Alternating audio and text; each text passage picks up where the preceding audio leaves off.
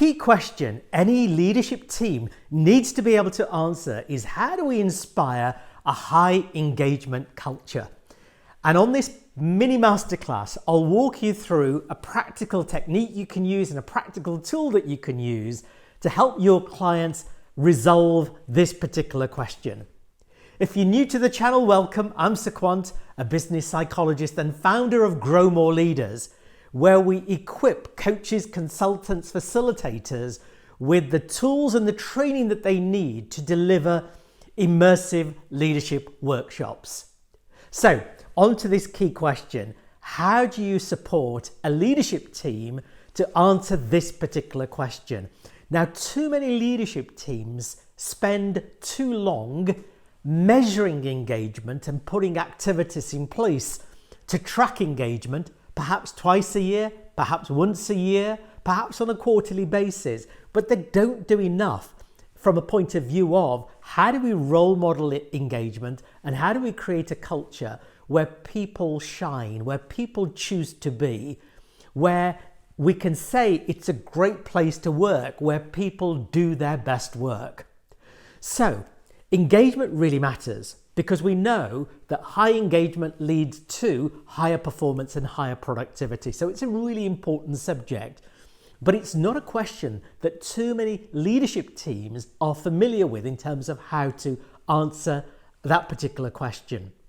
So in terms of the technique itself, one of the key techniques is members of a leadership team regularly running listening sessions with employees, with groups of employees, but in listening to employees about what gives work meaning, about how happy they are at work, about what more they can do to remove some of the barriers that stop people from feeling engaged, is they can actually run a mini masterclass or a mini workshop where they ask employees to start thinking about their Mount Everest for the next 6 months. So that Mount Everest is an audacious goal or a big, bold goal, some landmark achievement that they can fulfill in their current role, but that excites them and scares them in equal measure. So a Mount Everest is something that is ambitious. And now imagine if every employee in an organization had their own Mount Everest. Something that would stretch them, something that would give them real development, something that would actually make a difference to a customer. So the key question then is not just what is your Mount Everest, but why is that important to you? Why, in delivering that Mount Everest and that goal and that aspiration, why does it matter? And how will you go about achieving it? Step by step, what are some of the key activities that you could start in the next week, in the next month, so that it's more than just an ideal, it becomes a living, breathing thing. And then equally answering the question, what's stopping you right now from achieving your Mount Everest? So this is something that leadership team, members of the leadership team could go out into the organization and actually facilitate a short activity that really gets people thinking about their Mount Everest. Now, if they were to do this once a month, just think of the number of people at the end of 12 months they would have touched, they would have inspired, they would have actually had some personal connection with, and got some upward feedback about some of the things that stop people from doing their best work. So that's part one of the conversation. Part two of the conversation is that we know one of the biggest killers of engagement are all of the processes that are inefficient, all of the processes that are bureaucratic, that have been there for a long time, but nobody has really questioned. Or some of the other things that really kills engagement is the fact that individuals are too distracted by short-term priorities or too distracted by the urgent and get sidetracked by the urgent, and therefore they neglect the important. So a key question to be able to answer as part of these listening sessions is, what do you as an employee need to do so that you manage work rather than work managing you? You see, when too many employees feel helpless that I'm just a small cog in a big organization. It's something that really does dampen engagement, that things are done to me rather than being able to influence the scope of my work, the size of my work, and what gives me energy. So that's part one of the conversation that a senior player might have with their listening circle. The second question that really gets people in the place about how they can be more engaged personally and what they can do to manage work rather than work manage them is also to start thinking about, when are you in flow state? That moment where you lose track of time and the boundary between work and play becomes quite blurred.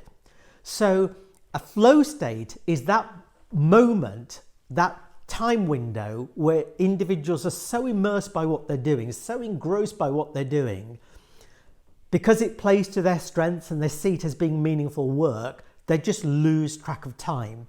So how can they create flow state more often? And equally, what makes them happy at work? And it surprises me the number of times employees really struggle to answer that question, what makes me happy at work? So one of the tools that we use are these values cards. They're personal motivators, and they really get to the heart of, other than money, why do I turn up for work? What is it that fuels me? What is it that drives me? What is it that energizes me? And in the matter of 10 minutes, an individual gets real clarity on what's critical, what's important, what's desirable for me. So they're able to cluster these 52 cards in terms of their personal drivers and personal motivators, which also goes into helping them thinking about, how do I get into flow state more often? How do I manage the distractions? And how can I channel my energy towards achieving my big ticket priorities? So if employees had the means to be able to manage work rather than work managing them, chances are their levels of engagement would go up. If every employee had a game plan of how each day I can get into flow state, chances are they would feel more engaged. If every employee knew what made them happy at work and they had crystal clarity on the things that are non-negotiable, chances are they would feel more engaged at work. And if every employee had a meaningful goal that they were pursuing that made a difference to somebody, they could see that they were making a valuable contribution to the organization, chances are they would feel engaged at work.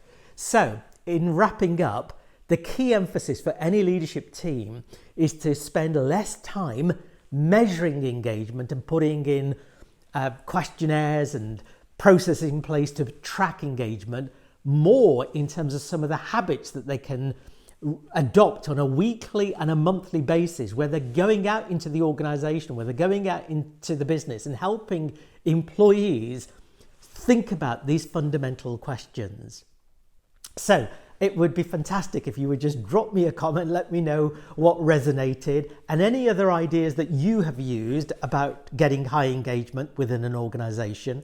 If you found this helpful and you're really interested in growing more leaders, then I've got a free training for you, and the description is in the link below.